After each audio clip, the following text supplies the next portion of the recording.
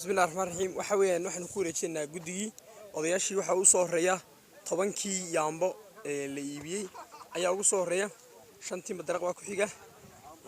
shantii xaaqateen baa ku xiga iyaguna kuwa waxa ku xiga iyaguna 10kii maxay hayto macarafadood 10kii macarafadood 15kii gudimo ma garaaca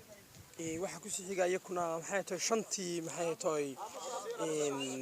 kaariyone oo qalabka lagu qaaday oo mid walba qalabkiisa u dhameystiran yahay waxa ku xigtaa waxa weeyaan tuumbadii 25 cm heedo isa saaran waa 5 mitir oo u sareeya iyo 10 ceel gudiisa ku dhacaya iyo 30 gooni ay u xidhan tahay labadii buufiye weeyaan eegana ku jiray meesha lagu soo talagalay